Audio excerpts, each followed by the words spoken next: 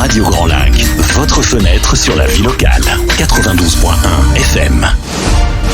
La 16/9e, l'actualité cinéma de Radio Grand Lac avec Kevin et Guillaume. Et bonsoir à toutes et à tous et bienvenue dans la 16/9e, votre émission sur l'actualité cinématographique, toujours sur Radio Grand Lac 92.fm ou radiograndlac.com. Et ce soir, je suis tout seul, voilà, effectif réduit. Guillaume nous rejoindra normalement la semaine prochaine. Et Vincent s'est absenté pour cause d'un vernissage. Alors du coup, il m'a demandé si je pouvais bien sûr passer un petit mot. Alors du coup, si vous voulez voir Vincent ce soir, il est à un vernissage au caveau de Chautagne à Ruffieux. C'est l'exposition peinture et dessin Joël Lagarde et c'est du 1er juillet au 30 août. Voilà, et donc du coup, on va reprendre le fil de notre émission cinématographique sur la 16/9e avec un sommaire, j'ai envie de dire classique. Cette semaine, première partie, les sorties de la semaine, et j'ai envie de dire, encore une fois, quelle semaine. On a enfin, je veux dire, là on est vraiment en plein de mois juillet, du coup on sort les grands films, et d'ailleurs, juste après on parlera de ce que j'ai pu voir la semaine dernière, et on peut dire que les blockbusters sont bien là, et ils ne sont pas nécessairement qu'américains, ils sont aussi français, et le cinéma français se porte très bien, puisque je reviendrai sur le Comte de Monte Cristo, et côté américain je reviendrai aussi sur Sans un bruit jour 1 et le film de Yorgos Lanthimos, Kinds of Kindness. Et enfin, en dernière partie d'émission, un focus sur un acteur. Je pense que vous avez entendu un indice avant que cette émission commence, puisque j'ai pu faire passer la chanson de Bryan Adams, Everything I Do It For You, bande originale du grand film culte Robin des Bois, Prince des voleurs, avec Kevin Costner. Et donc du coup, le focus de ce soir sera consacré à cet acteur et réalisateur formidable qui revient pas plus tard que demain. Et oui, on lance avec les sorties de la semaine avec sa nouvelle réalisation, c'est Horizon, une saga américaine chapitre 1. Oui, c'est le premier chapitre de, normalement, une trilogie, voire peut-être 4 films, voire peut-être 5 films. C'est un peu flou, on ne sait pas encore. Mais en tout cas, le premier chapitre sort demain. C'est donc avec Kevin Costner et réalisé avec Kevin Costner, mais c'est aussi avec Sienna Miller et Sam Worthington. L'histoire se déroule sur une période de 15 ans avant et après la guerre de sécession. L'expansion vers l'ouest est semée d'embûches, qu'il s'agisse des éléments naturels, des interactions avec les peuples indigènes qui vivaient sur ces terres et de la détermination impitoyable de ceux qui cherchaient à les coloniser. On écoute un extrait tout de suite. T'es pas d'ici. T'as un problème? Laisse-moi t'expliquer une chose. Dans ces territoires, des hommes te mettront à l'épreuve. Ils viendront te dépouiller jusqu'à ce que tu fiches le camp.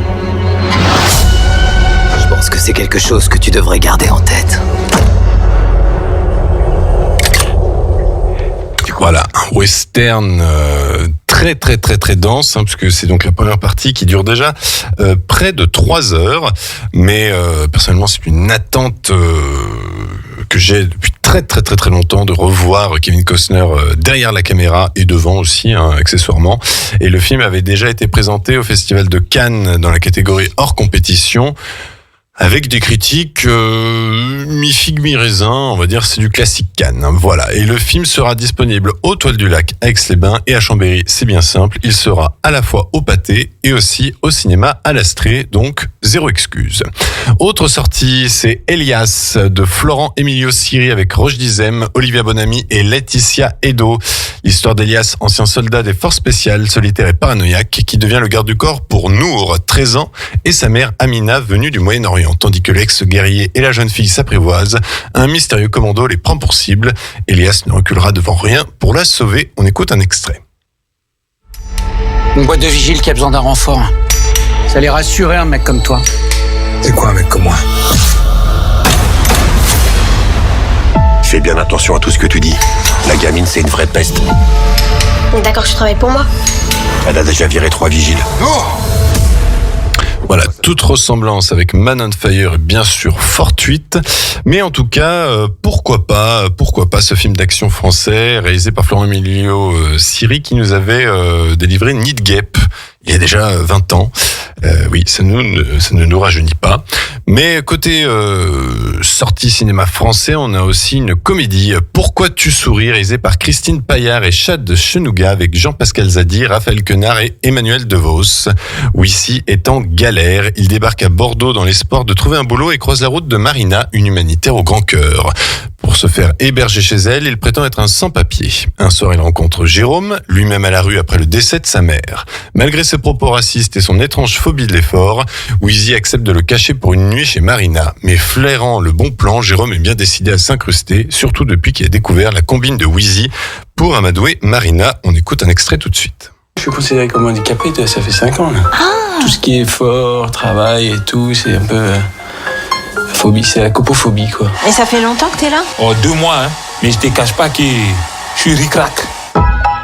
Merci, Marie. Voilà, une petite comédie sociale avec un trio assez dans le vent, on va pas se mentir. Jean-Pascal Zadi et Raphaël Quenard, et puis Emmanuel DeVos, qui est une actrice formidable.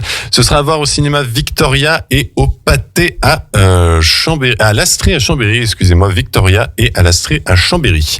Autre sortie, Les Fantômes, réalisé par Jonathan Millet, avec Adam Bessa, Taufik Barom et Julia Franz Richter. L'histoire de Hamid, membre d'une organisation secrète qui traque les criminels de guerre syriens cachés en Europe. Sa quête le mène à Strasbourg sur la piste de son ancien bourreau. C'est un film inspiré de faits réels et on écoute un extrait. Tu me crois, toi? Peut-être je me trompe, peut-être c'est même pas lui. Je ne sais plus.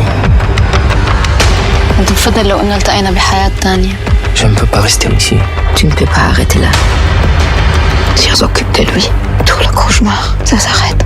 Un très bon thriller qui avait été auréolé d'excellentes critiques au Festival de Cannes, où il a été présenté à la 15aine des réalisateurs, si je ne me trompe pas, et avec un acteur qui monte, Adam Bessa. C'est un acteur formidable que vous avez pu voir peut-être dans le film d'action Tyler Rake avec Chris Hemsworth sur Netflix, mais aussi dans le très bon drame Arca.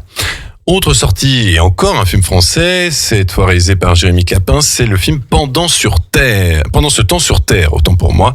Pendant ce temps sur Terre, réalisé par Jérémy Clapin, le réalisateur du film d'animation J'ai perdu mon corps. Cette fois-ci, il revient avec un film live action avec Megan Northam, Sophia Le Saffre et Catherine Salé. L'histoire de Elsa, 23 ans, qui a toujours été très proche de son frère aîné Franck, spationaute disparu mystérieusement 3 ans plus tôt au cours d'une mission spatiale. Un jour, elle est contactée depuis l'espace par une forme de vie inconnue qui prétend pouvoir ramener son frère sur Terre, mais il y a un prix à payer. On écoute un extrait. Il reviendra pas. On peut pas disparaître comme ça sans laisser de traces. Vous parlez de quoi quand vous venez ici? Vous parlez pas beaucoup. Elsa. On se posait, on regardait le ciel. Franck? Elsa. Comment t'arrives à me... Film d'ambiance, du coup, qui sera disponible dans les salles Victoria et Astrée. Et on se lance, par contre, dans un tunnel de films d'animation, parce que grosse semaine pour l'animation, avec, dans un premier temps, Zach et Wowo. Je suppose que ça se prononce comme ça. Zach et Wowo, la légende de Lendaris. C'est réalisé par Philippe Duchesne et c'est avec les voix de Manu Payet, Clara Luciani et Jérôme Nil. Dans un monde au paysage verdoyant, l'apparition de terrifiantes créatures contraint tous les habitants à se réfugier dans une ville fortifiée. Seuls les intrépides jumeaux Zach et Kyle sont restés à l'extérieur. Mais Kyle disparaît subitement sans laisser de traces. Son frère Zach part à sa recherche et rencontre sur son chemin Wowo, pachyderme poilu, et Indiana, mystérieuse hors la loi. Ensemble, ils se lancent dans une aventure extraordinaire pour sauver le monde merveilleux qui les entoure. Un petit extrait. On a un jade blanc chacun, un cadeau qui compte beaucoup. Il est trop fort, mon frère.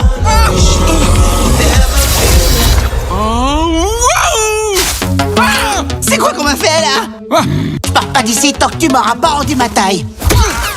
Voilà, film d'animation qui sera seulement disponible aux Toiles du Lac et qui semble être un film d'animation français, donc pourquoi pas.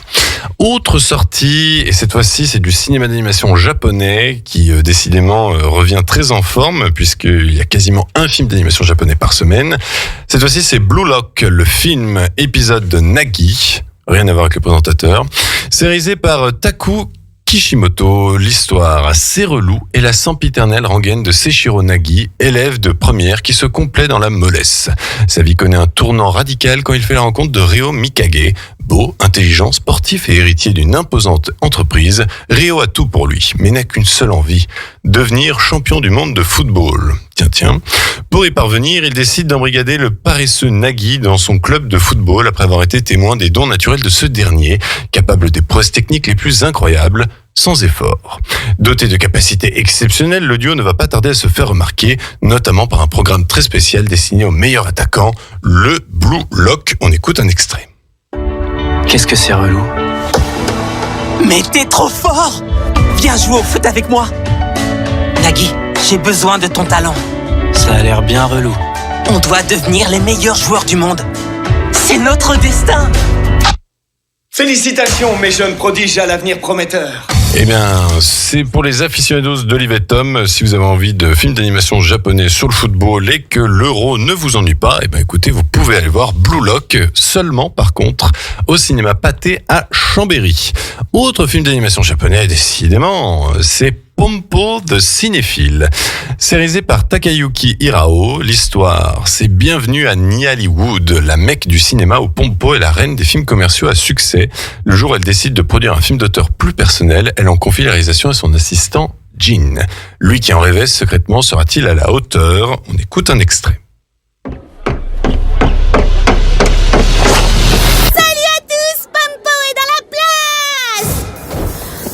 Ça fait maintenant 1 an que je suis l'assistant de Pompo. Je suis désolé.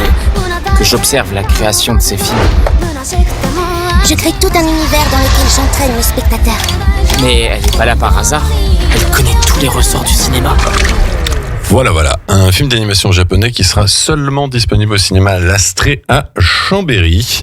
Et pour finir, en termes de sortie, c'est une sortie plateforme, c'est même une sortie Netflix. Ça sortira demain. C'est le flic de Beverly Hills, Axel F, donc flic de Beverly Hills 4 si vous préférez. C'est réalisé par Mark Molloy et c'est avec Eddie Murphy, évidemment, Kevin Bacon et Joseph Gordon-Levitt. L'inspecteur Axel Foley reprend du service à Beverly Hills. Lorsque la vie de sa fille est en jeu, il fait équipe avec elle, mais aussi avec un nouveau partenaire et ses vieux potes Billy Rosewood et John Taggart. Pour mettre au jour un complot, la température risque de monter d'un cran et on écoute un extrait. À Beverly Hills. C'était quoi ça? Laissez-moi deviner. Follet. Vous venez de dire Follet? Follet! T'as volé un hélicoptère? Si tu m'avais avoué que tu savais pas vraiment piloter un hélicoptère, j'aurais proposé une autre idée. Je t'avais dit que c'était une mauvaise idée. Voilà, le retour du flic de Beverly Hills depuis 30 ans. Et oui, le 3e volet a déjà 30 ans. Est-ce que ce 4e film sera réussi? Réponse demain. Et par ailleurs, on va se faire un petit plaisir, un petit kiff. Pour la première pause musicale, on va s'écouter Axel F, Harold Faltermeyer et on revient tout de suite après pour parler des sorties de la semaine dernière. À tout de suite. Vivez en musique sur le 92.1 Radio Grand Lac. La 16/9e, l'actualité cinéma de Radio Grand Lac avec Kevin et Guillaume. Et rebonsoir à toutes et à tous. Vous êtes toujours dans la 16/9e, votre émission sur l'actualité cinématographique sur Radio Grand Lac 92.fm ou radiograndlac.com. Et après avoir parlé des sorties de cette semaine, il est temps d'évoquer les films que vous pouvez encore découvrir ce soir et demain. Grâce à la fête du cinéma, je vous rappelle que jusqu'à demain soir, les places ne vous coûtent que 5 €. Donc profitez-en, il y a du bon film à voir. On vous avait déjà conseillé un petit truc en plus, mais je pense que vous n'êtes sans doute pas passé à côté de l'existence de ce film. Si vous ne l'avez pas encore vu, vraiment, foncez-y, c'est une très très bonne comédie française. Vous pouvez aussi rattraper Bad Boys, Ride or Die, le 4e volet de la franchise Bad Boys qui fait toujours son petit effet. On a aussi le 2e volet de Vice Versa, ça va sans doute être le Pixar le plus plus importants en termes de box-office. Il a déjà remporté $1 milliard à l'international, donc autant dire qu'on part sur un énorme succès pour les studios et je pense qu'ils en sont ravis puisqu'il faisait un peu grise mine ces derniers temps. Autre film aussi que je vous avais conseillé la semaine dernière, c'est The Bike Riders, qui est toujours disponible dans vos salles de cinéma d'auteur, en particulier donc le Victoria et à l'Astrée à Chambéry. Mais du coup, en sortie de la semaine dernière, qu'est-ce qu'il faut aller voir? Qu'est-ce qui est bon? Qu'est-ce qui mérite qu'est-ce qui vaut le détour? Eh bien, j'ai vu 3 films. Pour le coup, on va dire que je suis assez satisfait sur les 3, même si je mettrai quand même une petite mise en garde. On va commencer avec peut-être la plus grosse sortie de la semaine dernière, c'est bien sûr Le Comte de Monte Cristo, réalisé par Antoine de la Patelière et Benoît de la Porte. Je confonds toujours le prénom et les noms, donc là, je pense que je ne me suis pas trompé. C'est avec Pierre Ninet, avec Anaïs Desmoustiers, avec Laurent Lafitte, avec Patrick Mille, avec Bastien Bouillon. C'est l'adaptation donc du grand classique de la littérature d'Alexandre Dumas, Le Comte de Monte Cristo, qui n'empêche n'avait pas été adapté en France depuis 1998 avec Gérard Depardieu. Et cette fois-ci, on va dire qu'on revient avec la même production design que Les Trois Mousquetaires partie 1 et 2 qui étaient sortis l'année dernière. La même production design, j'ai envie de dire la même production, la même boîte de prod, c'est chapitre 2. Parce que la production design, par contre, on est vraiment loin des Trois Mousquetaires, chapitre 1 et 2. Là, vraiment, Le Comte de Monte Cristo, on peut dire que c'est un film, c'est même saisissant dès les premiers instants, c'est un film qui a de la gueule. On n'est pas dans cette ambiance marronasse, de cette caméra qui bouge un peu dans tous les sens. Voilà, on est vraiment dans un grand classique, j'ai envie de dire. On est dans le pur classicisme français, un film qui a de la gueule, un film qui ose montrer des décors magnifiques, somptueux, qui les met en valeur, qui met en valeur aussi les costumes et qui met aussi en valeur son casting. Pierre Ninet est absolument épatant en Edmond Dantès, mais aussi en Comte de Monte Cristo, mais aussi en Comte Halifax, mais aussi, enfin voilà, si vous connaissez l'histoire, vous savez évidemment que le Edmond Dantès aime particulièrement se déguiser et Pierre Ninet arrive à être formidable à chaque composante de son rôle. On a aussi en antagoniste, l'un des antagonistes, puisqu'il y en a 3, Laurent Lafitte, qui nous prouve encore que pour jouer le méchant, il est toujours très bon. On a aussi Bastien Bouillon, que vous aviez peut-être pu voir dans La Nuit du 12, qui était sorti il y a 2 ans, et il confirme que c'est un acteur à suivre. Franchement, je suis assez surpris, mais dans le bon sens, de la qualité du Comte de Monte Cristo. Cela faisait longtemps que j'avais pas vu un film français où pendant 3 heures, déjà le film dure 3 heures, on ne s'ennuie pas une seule seconde. On a un ressenti de 2 bonnes heures bien dense, mais l'intrigue est tellement passionnante, les personnages sont tellement admirables, captivants, que finalement tout passe crème. Il y a vraiment aucune longueur dans ce film et on ressent un effet waouh qu'on pourrait recevoir dans certains blockbusters américains. Cette fois-ci, ça fait plaisir de le ressentir pour un film français qui met l'argent à l'écran. Là, on le voit. On se dit pas que c'est le producteur qui est parti avec la caisse et les acteurs aussi en ont pris un petit peu. Non. L'argent est bien devant nos yeux et c'est un sentiment absolument formidable. J'ai l'impression de ne pas avoir vécu ça depuis peut-être Le Chant du Loup, avec François Civil, Omar Sy et Mathieu Kassovitz, qui était un film de sous-marin qui est assez impressionnant pour un film français. L'ambiance était formidable, thriller implacable, enfin complètement réussi. Et là, Le Comte de Monte Cristo, on est en termes de qualité, on est au même niveau. Franchement, je vous invite très chaudement à voir ce film, à profiter de la fête du cinéma pour découvrir cette œuvre, et puis même à aller par la suite. C'est déjà un succès, puisque le film est déjà à 1 million de spectateurs à seulement 5 jours. Franchement, ça fait beaucoup de bien. Ça fait beaucoup de bien de voir du cinéma de divertissement français à la hauteur de ce que peut nous offrir l'international. Et là, on peut s'asseoir à la table en se disant, regardez un peu ce qu'on peut faire, regardez encore le savoir-faire français. Voilà, c'est un petit moment cocorico, mais Franchement, ça vaut le coup, donc foncez-y. Autre sortie de la semaine dernière, c'est aussi le film d'horreur, entre guillemets, film d'horreur catastrophe, on va dire. C'est Sans un bruit, jour 1. C'est le préquel donc de la saga Sans un bruit qui comptait 2 épisodes. Cette fois-ci, le but de l'histoire, c'est de nous montrer le premier jour, l'arrivée des extraterrestres, ces fameux extraterrestres qui sont attirés par le bruit pour nous dévorer et nous déchiqueter. Oui, totalement. Sauf que le film se passe à New York, qui est, on va pas se mentir, la ville la plus bruyante au monde, enfin l'une des villes les plus bruyantes au monde. Et donc du coup, pour éviter de faire du bruit, c'est un peu plus compliqué que dans la campagne américaine. C'est avec Lupita Nyong'o et Joseph Quinn, que vous avez pu voir dans la saison 4 de Stranger Things. Eh bien, Sans un bruit jour 1, surprenamment, c'est une très bonne réussite. Certes, en termes d'horreur, on va pas être surpris. Voilà, on a à peu près les mêmes ressorts que les 2 films précédents. Il n'y a pas de jumpscare qui va véritablement vous surprendre comparé aux 2 précédents films.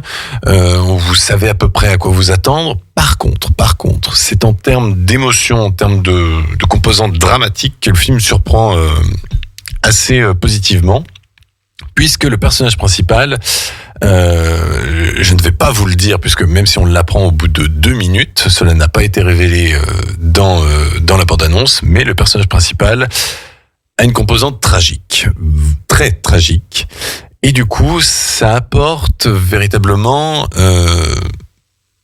un sentiment de différence par rapport à d'autres films de catastrophe qu'on aurait pu voir, puisque cette personne n'a pas le même but que nous pourrions avoir si nous étions dans la même situation, c'est-à-dire la survie à tout prix. Voilà, franchement, sans trop vous en dire, Sans un bruit jour 1 est un très bon préquel qui fonctionne, certes, sur le domaine du spectacle, hein, mais qui surprend énormément sur le drame, sur l'émotion, et franchement, ça fait un peu plaisir de voir encore des blockbusters américains qui osent prendre des risques. Et du coup, ça confirme que la saga Sans un bruit, que ce soit les 2 premiers volets ou ce préquel, ça vaut définitivement le détour, et j'ai très très hâte de voir ce qu'ils vont faire par la suite. Dernière sortie de la semaine dernière que j'ai pu voir, c'est Kinds of Kindness. C'est le nouveau film de Yorgos Lanthimos, qui nous avait déjà délivré un plutôt très très très bon film. C'était même un excellent film, l'un des meilleurs films de l'année.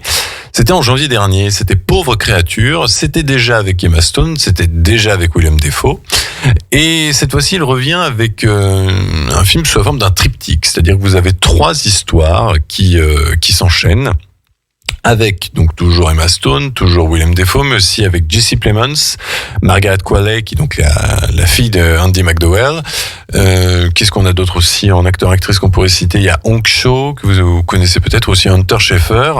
C'est un triptyque assez intrigant sur finalement la perte de contrôle de notre destin. On va s'attarder sur 3 personnages. L'un, on va dire, se laisse guider par un script totalement établi, quelqu'un qui lui dicte sa vie, qui lui dit comment vivre sa vie chaque matin, qui lui dit même ce qu'il doit manger tous les jours. La deuxième histoire va être par contre plus concentrée sur un personnage qui, suite à un accident, a une idée complètement parano en tête, et du coup va virer dans la folie et va complètement être omnubilé par cette idée. Et enfin, une dernière histoire qui est peut-être un petit peu plus classique sur l'endoctrinement, et donc une personne qui est guidée par une secte. Une secte très particulière. Ça, c'était assez original. Je vous laisse la surprise. Mais donc, du coup, on est sur un film particulièrement nihiliste, on va pas se mentir, un film avec beaucoup d'humour noir. Si vous êtes client, franchement, foncez-y. Moi, j'avoue que je suis plutôt client, malgré que le film présente quelques longueurs. Alors, évidemment, quand on a un triptyque, quand on a une sorte de film à sketch, il est fortement souvent le cas que une histoire soit plus faible qu'une autre, et dans ces cas-là, il y a un petit moment où on trouve le temps long. Là, c'est peut-être un petit peu moins le cas, mais les histoires sont assez lente, assez longue, et donc il est possible que dans chaque histoire vous trouviez des longueurs. C'est peut-être le seul défaut que j'aurais, mon petit bémol à apporter, puisque sinon les acteurs sont assez formidables. Les acteurs qui du coup jouent des rôles différents dans chaque histoire. Alors certains ont vu des liens entre les histoires, donc à part les thématiques, moi je n'ai pas vraiment décelé de lien entre les personnages.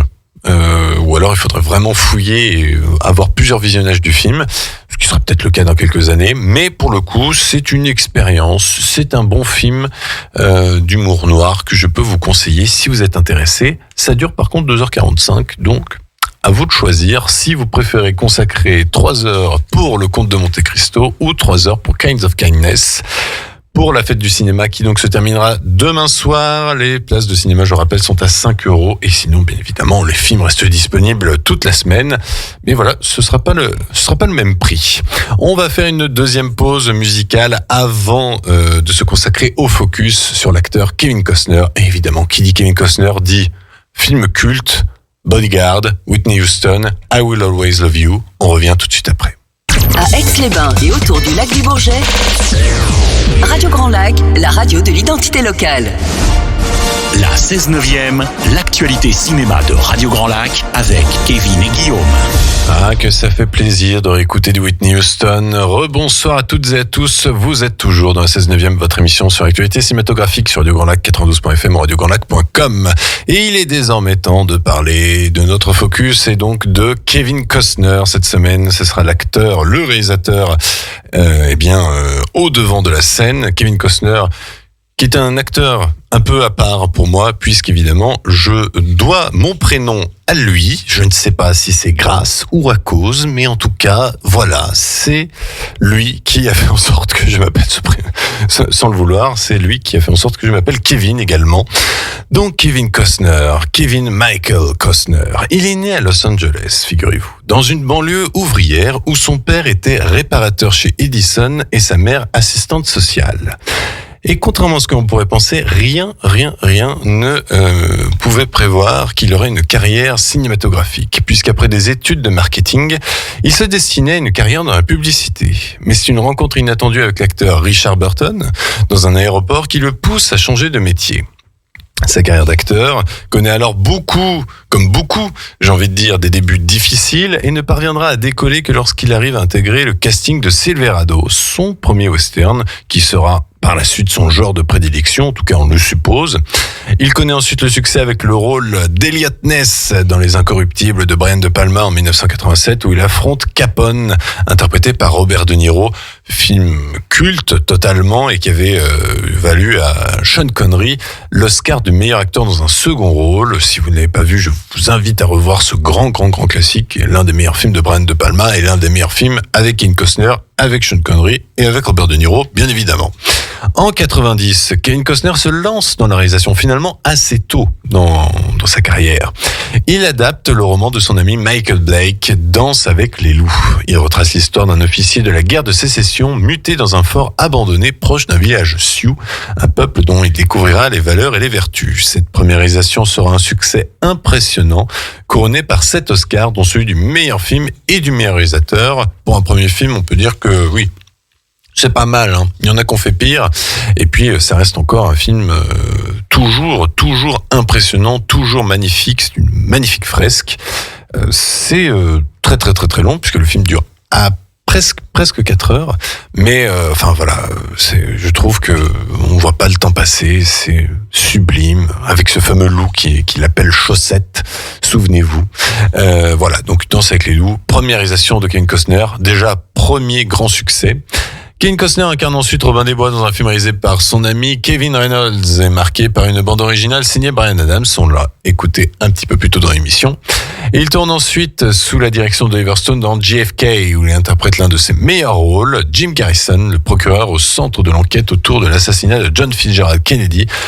Magnifique film de Oliver Stone, passionnant sur l'enquête de John Fitzgerald Kennedy. Si d'ailleurs vous avez envie d'aller un peu plus loin, si vous avez vu ce film et que vous voulez en savoir plus, il faut savoir que Oliver Stone a fait un documentaire qui s'appelle JFK l'enquête. Il a fait aussi une série documentaire en plus qui s'appelle JFK, un destin trahi, un destin brisé, quelque chose comme ça. Ça reste totalement passionnant dans tous les cas, que l'on croit ou pas au complot ou on va dire à toutes les parties du complot. En tout cas, ce qui est sûr, c'est que tout cela est quand même bien louche. Et déjà dans le film porté par Kevin Costner, et dans lequel on pouvait retrouver Donald Sutherland, acteur qu'on a rendu hommage la semaine dernière. C'était déjà assez passionnant et franchement, je vous invite à voir ce sublime film. Kevin Costner ensuite enchaîne avec les rôles populaires et incarne un garde du corps d'une star de la chanson interprétée par Whitney Houston qui joue presque son propre rôle dans le thriller romantique culte Bodyguard. Est-ce que j'ai besoin de présenter Bodyguard? Est-ce que j'ai besoin d'en parler? C'est évidemment un très bon thriller romantique. On croit totalement à l'intrigue amoureuse entre Kevin Costner et Whitney Houston. Ça a même fait partie de la légende de savoir est-ce que il n'y a pas eu quelque chose en dehors des caméras. On n'en saura pas plus. En tout cas, Kevin Costner était à l'enterrement de Whitney Houston et a fait un magnifique discours. Donc voilà, si vous n'avez pas vu Bodyguard, mais bien évidemment, il faut le découvrir. C'est encore, ça a peut-être un petit peu vieilli sur certains points, on va dire peut-être sur l'action ou sur certains rebondissements, peut-être un peu téléphoné aujourd'hui parce qu'il est un peu éculé. Mais franchement, ça se laisse quand même très bien regarder. Et ensuite, Kevin Costner est appelé par Clint Eastwood lui-même, alors fraîchement auréolé de l'Oscar du meilleur réalisateur, Clint Eastwood qui l'avait reçu pour Impitoyable. Il lui offre du coup à Kevin Costner le premier rôle dans Un monde parfait, drame bouleversant où Costner interprète un truand prenant un enfant en otage. Très bon film de Clint Eastwood. Bon, bien sûr, moi je ne suis pas objectif sur Clint Eastwood. J'adore cet acteur et ce réalisateur et bon nombre de ses films sont des chefs-d'œuvre pour moi. Un monde parfait en fait partie. En 94, Kevin Costner incarne Wyatt Earp dans le western du même nom de Lawrence Kasdan. Et puis ensuite, il retrouve Kevin Reynolds, réalisateur donc de Robin des Bois, pour la laborieuse production de Waterworld, qui est un échec commercial et critique. Pourtant, avec un des budgets les plus importants de l'époque, soit 175 millions de dollars. Bon, 175 millions de dollars aujourd'hui, ça fait un petit peu rire, parce que on peut apprendre que des Marvel ont coûté 350 ou 375 millions de dollars, un coup de reshoot. Là, Waterworld, à l'époque, 175 millions, c'était assez impressionnant. Et il était même soupçonné que Kevin Costner réalisait lui-même une grande partie des scènes. Ce qui a donc grandement malmené l'amitié entre Kevin Costner et Kevin Reynolds. Ils ne feront plus de films ensemble. Waterworld est quand même désormais assez culte et quand même parfois salué pour son ambition et pour ses séquences d'action. C'est un Mad Max sur l'eau. Et véritablement, si vous n'avez pas apprécié à l'époque, je vous invite à découvrir la version Director's Cut, il me semble. Je crois que c'est le nom de cette version, qui est donc plus longue et plus fluide, plus limpide et qui a une fin beaucoup plus justifiable. Franchement, allez-y, c'est quand même un très bon divertissement des années 90. Costner organise ensuite son retour à la réalisation en 1997 avec la fable futuriste Postman, mais là aussi, après Waterworld, il ne parvient pas à retrouver le chemin du succès et ça va être un peu le début d'une longue suite de films qui seront des échecs ou des demi-succès au box-office. En 2002, il sort son troisième film comme réalisateur et revient en genre de western avec Open Range, avec Robert Duvall et Annette Bening, et bien évidemment lui dans le rôle principal. Ce film connaîtra un succès modeste, mais est réputé maintenant aujourd'hui pour être un excellent western, et je vous le conseille très fortement. Open Range, c'est de la top qualité, avec une séquence de fusillade finale absolument impressionnante, très violente, mais très impressionnante. Véritablement, Open Range, je vous le conseille. En 2004, Kevin Costner, il fait autre chose que du cinéma. Il se lance dans un groupe de country rock qui s'intitule Kevin Costner and the Modern West.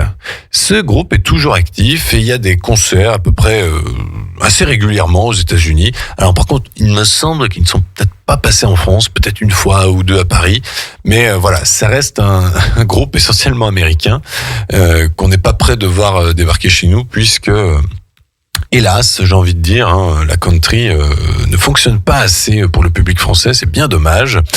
En 2007, Costner joue le rôle principal de Mr. Brooks, scénario faisant partie de ses préférés, où il incarne un homme d'affaires qui essaie d'être le meilleur homme en aimant sa famille, mais le problème, c'est qu'il est addict au meurtre. Voilà.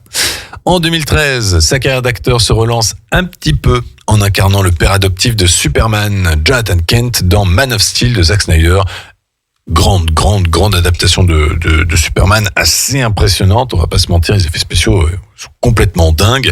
Et on a quoi ? On a 3/4 d'heure de fin, de pure destruction, baston, enfin voilà, c'est, pour les aficionados, c'est un pur bonheur. Kevin Costner renoue avec le succès, non pas au cinéma, mais à la télévision ensuite, avec la mini-série Hatfields and McCoys, qui a réalisé un record d'audience sur le territoire américain, pas très connu en France, mais qui vaudra à Costner de nombreuses récompenses, dont un Emmy Award et un Golden Globe. En 2016, il incarne le personnage d'Al Harrison, le superviseur du groupe de travail spatial de la NASA dans Les Figures de l'ombre, qui est un film que je vous conseille, avec Octavia Spencer et puis Kirsten Dunst, Janelle Monáe aussi. C'est vraiment un très bon film sur 3 femmes noires qui du coup travaillent à la NASA dans les années 50 ou 60 et qui, bien évidemment, du coup le film va parler de la ségrégation et du coup du racisme ambiant à l'époque. Voilà. En 2018, Costner apparaît dans la série télévisée Yellowstone, créée par le réalisateur et scénariste à succès Taylor Sheridan, marquant le premier rôle dans une série télévisée régulière pour la carrière de Costner. La série remporte un succès phénoménal aux États-Unis et commence à avoir ses fans en France. Cette dernière rassemblant les ingrédients des séries de dynastie familiale comme Dallas, tout en apportant de nombreuses séquences d'action et une photographie actuelle des États-Unis et la place des Amérindiens au sein de cette société, sujet de prédilection de Taylor Sheridan déjà traité dans les films Comancheria ou Wind River, que je vous conseille aussi également. Cependant, après 5 saisons et demie, Costner annonce cependant qu'il ne reviendra pas pour tourner les derniers épisodes de cette série, dont la sortie est prévue pour le 10 novembre prochain. On a très hâte, mais hélas, voilà, sans Kevin Costner, qu'est-ce qu'on va nous annoncer ? Est-ce qu'on va le faire mourir derrière le rideau sans qu'on le voie ? Je ne sais pas. C'est très curieux. Voilà, il y a eu vraiment un petit couac de production entre Costner, qui était un peu lassé du rôle, et Taylor Sheridan qui lui demandait d'être présent assez régulièrement, ce qui évidemment, quand on veut faire autre chose, pose problème. Cependant, la série Yellowstone devrait s'arrêter pour la fin de cette saison 5 et devrait être relancée par une autre série, une série suite, à vrai dire, dont il se murmure que le personnage principal sera incarné par Matthew McConaughey. Est-ce qu'on y gagne, est-ce qu'on y perd ? On y verra bien. En 2022, du coup, Kevin Costner annonce son retour derrière la caméra pour un ambitieux western intitulé Horizon. Ce projet réfléchi de longue date, ça fait, je crois, plus de 30 ans qu'il l'a en tête, est présenté comme une longue saga de 10 heures découpée en 4, 5 ou peut-être 3 films. Nous ne savons pas. Pour l'instant, je peux vous dire que le chapitre 1 sort demain et qu'il dure déjà 3 heures, donc bon, il n'en reste plus que 7 à faire. Le second chapitre, il est déjà tourné et il sortira en septembre. Quant au troisième opus, le tournage a débuté courant 2024 et devrait se prolonger jusqu'à la fin de l'année. Je pense que ça sera une trilogie puisque le premier film, le premier chapitre est sorti le week-end dernier aux États-Unis et le moins que l'on puisse dire, c'est que le début est assez tiède en termes de succès. À voir si ça peut quand même avoir de belles jambes durant tout l'été, puisque bon, le western, ça reste quand même l'un des genres de prédilection des Américains, mais peut-être que les Français préfèrent désormais plus le western que les Américains. Réponse dès demain avec Horizon, une saga américaine, chapitre 1, que vous pourrez découvrir et que vous pourrez voir grâce à la fête du cinéma. Oui, puisque demain, toujours, les places ne coûteront que 5 €. Je sais, je rabâche, mais bon, c'est important de le souligner et c'est important de rappeler ce point-là pour que on encourage à aller au cinéma. C'est du coup la fin de cette émission après ce focus sur Kevin Costner. Petite émission, mais bon, bien évidemment, vu que je suis tout seul, j'ai dû aménager l'émission en conséquence. La radio continue par contre demain, bien évidemment, avec 3 émissions. On commence avec l'émission Comment ça va, présentée par Doc Bruno de 11h à 11h45. Puis ensuite l'émission Le jeu du mouvement, présentée par Joe de 12h15 à 12h30. Et enfin on termine par Destination Bien-être, présentée par Anaïs de 13h à 14h. On va se quitter bien évidemment sur un titre, une musique de film.